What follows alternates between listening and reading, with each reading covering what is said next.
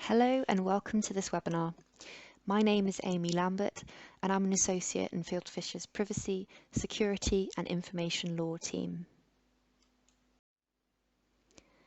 This is a webinar in Fieldfisher's Get Data Protection Fit series. We are now on to Module 2a, Putting Data Protection into Practice. This is segment 3 of Module 2a, and today I'll be looking at records of processing, or as I also refer to them in this presentation, ROPAs. More particularly, what are they? How do you create a ROPA? And when do you need to review them? By the end of this session, you should be able to understand what a ROPA is, know how to create a ROPA, and identify when you need to review your ROPA and amend it. So, what does the GDPR require? As we can see from Recital 82, in order to demonstrate compliance with the GDPR, the controller or processor should maintain records of processing activities under its responsibility.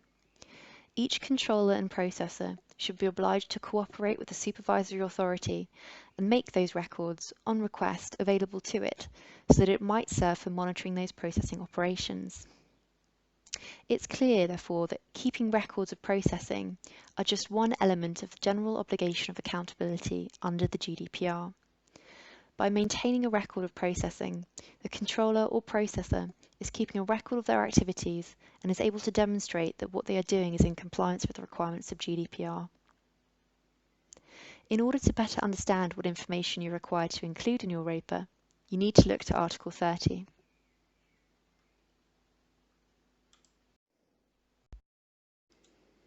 So, what does the ROPA need to include if you're a controller? Well, as a starting point, the ROPA needs to include the name and contact details of the controller. So this will typically be the name of the entity that's acting as controller and perhaps their office or registered address, an email address or telephone number, or another method in which that entity can be contacted. In addition, if the controller is acting in relation to the processing activities as a joint controller with another controller, the ROPA will also need to include contact details for that joint controller. If the controller has appointed a representative or a data protection officer, a DPO, under the GDPR, then the ROPA will also need to include contact details for those entities.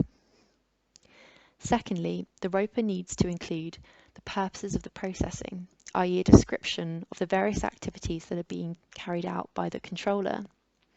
For each of these purposes, the ROPA also needs to include a description of the categories of data subjects and of the categories of personal data.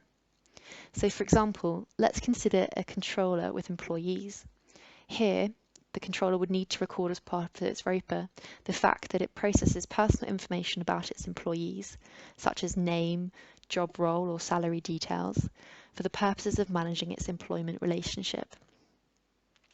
Next, to the extent that it does this, the controller needs to record the categories of recipients, so third parties, to whom the controller has or intends to disclose personal data.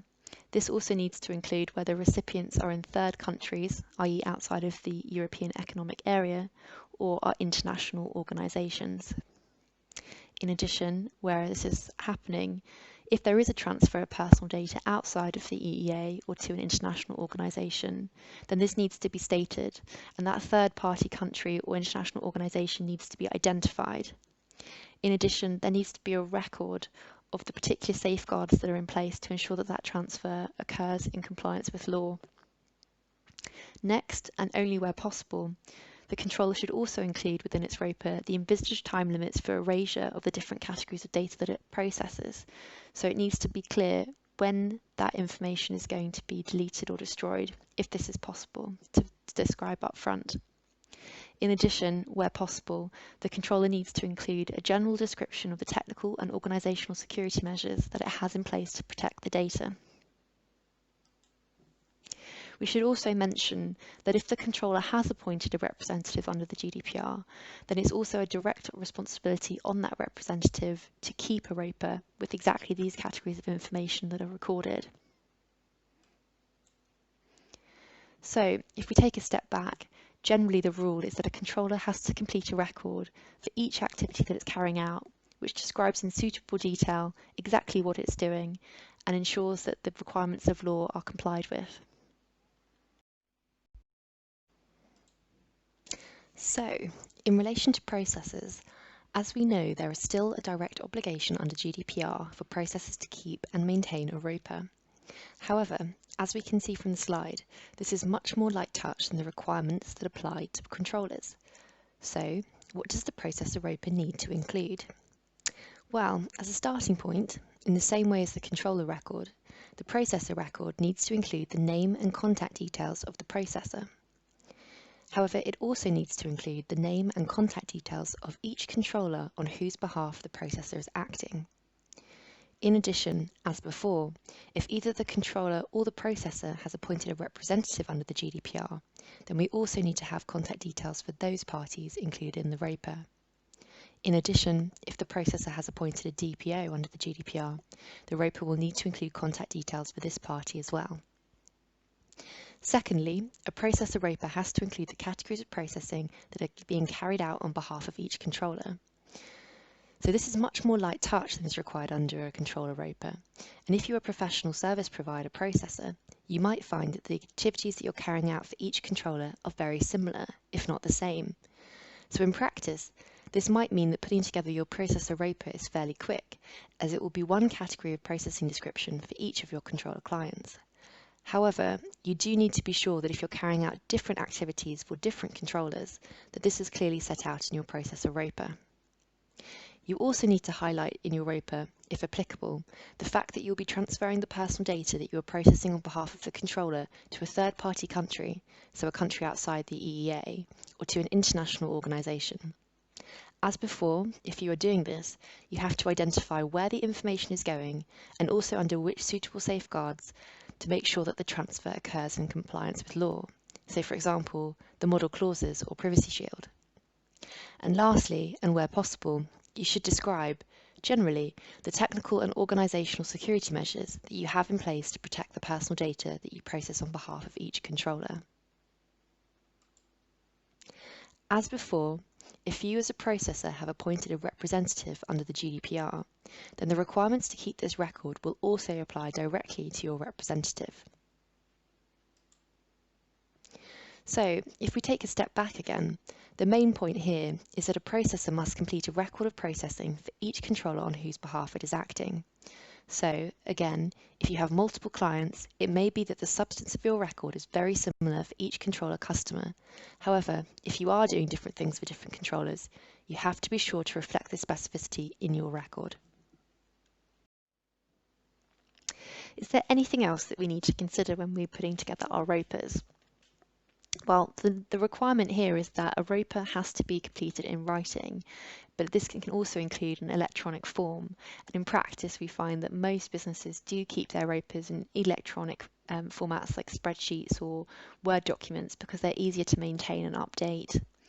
And as we already know, a ROPA must be made available to the supervisory authority upon request. So that's to say that there isn't a specific format that a ROPA has to be completed in, as long as it contains the relevant information that's mandated by the GDPR. The exact format can be slightly different. However, what we have seen is that data protection authorities across the EU have released what they consider to be their preferred version of what a ROPA should look like.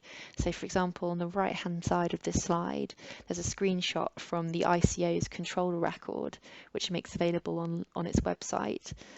It's much longer than you can see here because there's many more categories that need to be included. And the ICO has also highlighted, for example, areas where it thinks it's best practice to keep a record, but it isn't strictly speaking required under law. There are also examples of other localised ROPAs. For example, the French data protection regulator, the CNIL, has also released its own version of what it thinks a ROPA should look like. Are there any exemptions to the ROPA requirements? Well, yes. Under the GDPR, a ROPA is not required if the controller or the processor employs less than 250 people. However, there is a caveat to this. So even if you employ less than 250 people, you will still be required to complete a ROPA if the activities that you carry out are such that there is likely to be a risk of harm to individuals. Similarly, if the processing activity that you're carrying out is not occasional, i.e. is not a one-off, then you will still need to carry out and complete a ROPA. Or alternatively, if the processing activity includes special category data, so information such as health information or trade union membership and so on, or information about criminal convictions data, then again, you will still need to complete and maintain a ROPA. On top of that, as we have seen, the GDPR really only sets out a baseline for what is required in the records of processing activities. And it's therefore very important that you consider in each of your own circumstances whether or not there might be additional requirements imposed upon you under local law that applies to you. So for example, in the UK, we know that additional information is required to be included as part of a ROPA for controllers if they're processing special category data or criminal records data under certain grounds set out in the Data Protection Act 2018.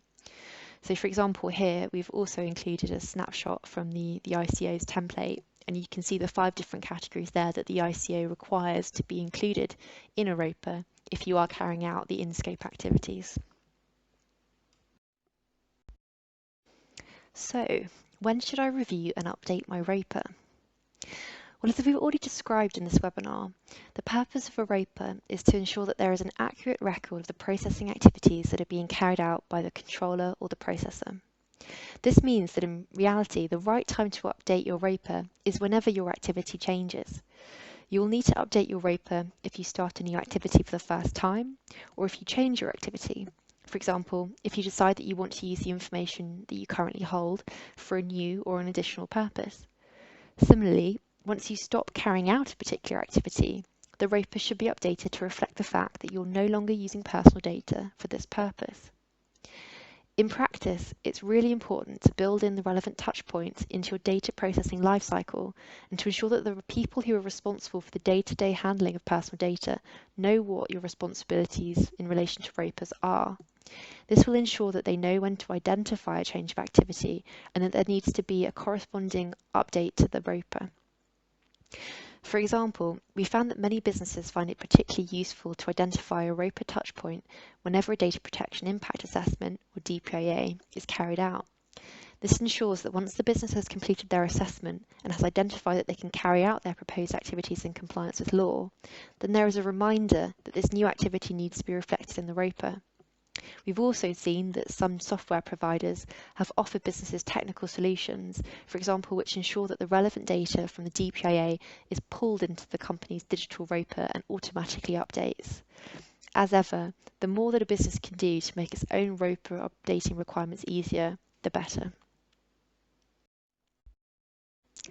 Now that we've completed the session, you should feel more comfortable that you understand what a ROPA is, that you know how to create your own ROPA, and you know when you need to review and update your ROPA. You've now completed the 3rd segment of Module 2a of Putting Data Protection into Practice. As you can see on this slide, there are 2 more modules to come, so please do look out for these in the future.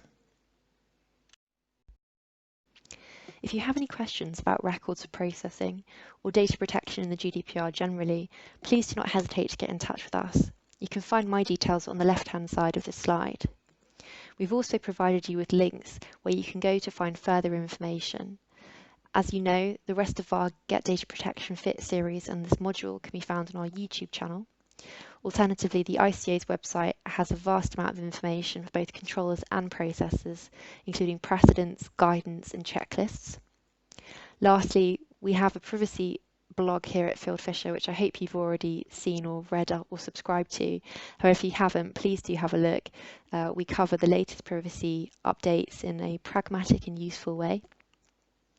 And we have a GDPR app, which is free to download, and you can use it on both Android or Apple devices. So it's great when you need the GDPR on the go. Thank you very much for listening.